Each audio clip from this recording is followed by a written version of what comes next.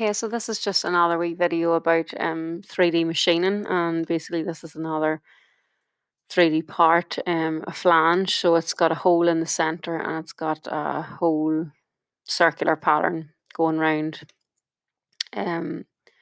So this is important because I'm going to show you how to cap this hole before you would start any machining, because if you don't do that when you come in to start 3D machining with a flat end, it would want to start machining down in this, which is obviously not what we want because that's going to be pocketed out whenever you extract your geometry and make that a green line.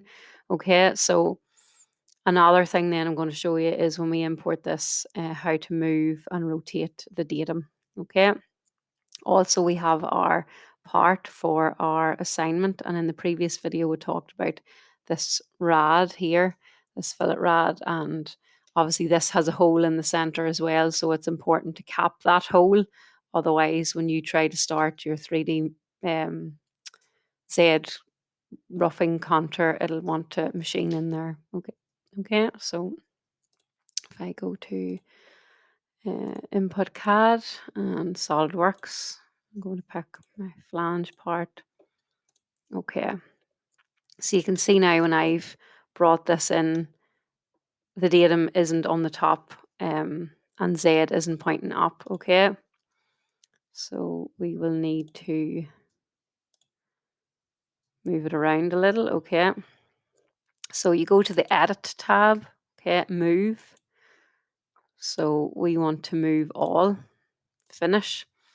Okay, so there's snap functions along the bottom here. I'm going to pick the center of the circle. Okay, so I'll pick this and I hover into that and pick that. Okay, I want my new position to be 0, 0, 0. Okay, so you can see now the datum is in the center, but you can also see that Z isn't pointing up. Okay, so I can rotate. Okay, all, finish, and pick axis of revolution. Okay. Okay. Okay, so that's not right either. So if we go rotate, all, finish, pick X and 270. Yeah. So you can see now that I have rotated and moved my datum and it's now in the center and Z is pointing up. Okay, so that's on the edit tab, move and rotate. Okay. So again, if I wanted to set my block, I'd go to set material. Okay, so let's put that on. So set material, all, finish. Okay, we need to create rectangular material and we're going to have 2 on the top and minus 35. Okay. Okay, so finish. We can see now that there's a block around that. Okay. So if I want to go to the machine tab, I'm sorry, if I want to cap that hole first before I start machining. Okay.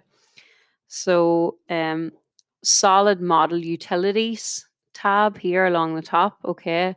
And there's a function here, cap holes. Okay, so I pick that, just pick OK for chord tolerance.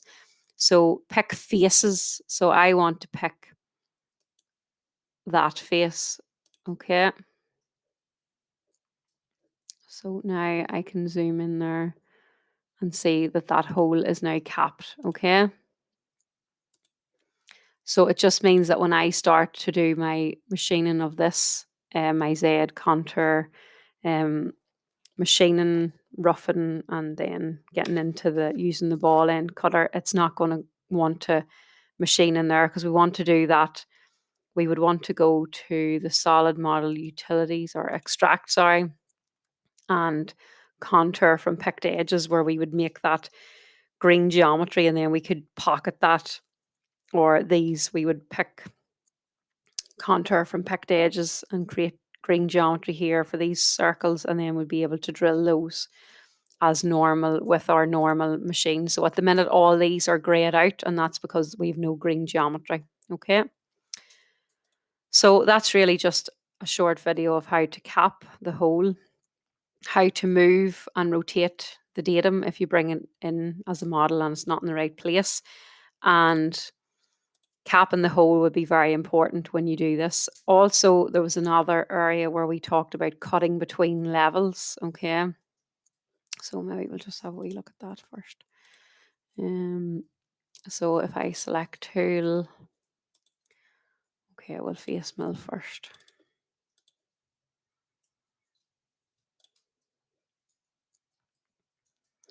Manual toolpath, levels and cuts. So it's going to be 50, drop it down to 4, material top is 2, and we want a new material final depth to be 0. Okay. So if I start out here somewhere,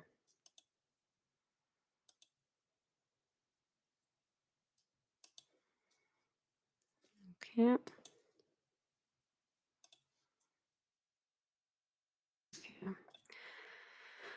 So then if I wanted to start 3D machining, I would pick a flat end cutter and 16 mil. Okay, and then 3D machining. Okay, so strategy was Z contour roughing. Okay, so let's see.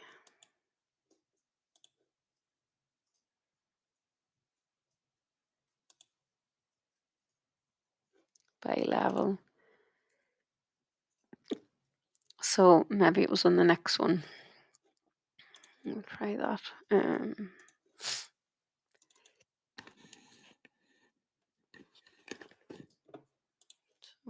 3D horizontal Z contours. Maybe it was in this. Yes, so cut between levels. Okay, so you can change that. So say I want. So if I go back here and look at this, actually I'll open up the drawing for that first.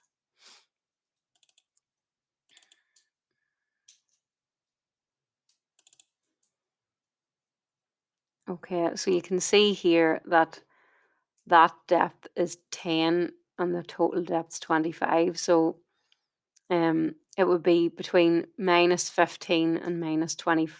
Well, I'm sorry, minus 15 and minus 20 because it's an R5, rad 5, isn't it? Yeah, so minus 15 here and minus 20 here. So I could effectively put in there minus 15, minus 20 if I wanted to. Okay. So if I just see if I can do that for if I have a ball end, yeah, and then 3D, and it was constant cusp. Okay. Yeah, so clip to depth. Okay. We could have minus 15 and minus 20 in here if you only want to cut to that depth, okay, that you're not doing the whole thing. So that becomes important when you're looking at your assignment part. So capping of the hole before you do any machining, okay, that's important. And creating levels where you can just cut certain levels between. So you'll rough machine here and you'll go to a smaller cutter, and then your ball end will be used to do this bit here, final bit, okay? Then you can drill your holes after you've machined that where you can extract. So solid model extract hole chamfer location, or sorry, contour from picked edge is what we're going to use. So you can select all of the holes, which you have 6 of. So you'd select all of those, okay?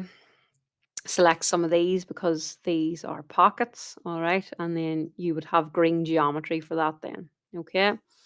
Once you have green geometry, you could potentially do an offset for your chamfer in there, okay? So you've got a chamfer in here, so in here, okay? Just need to make sure that your chamfer in the correct line then, okay? So that's really all for that video. We can go through in further detail in class.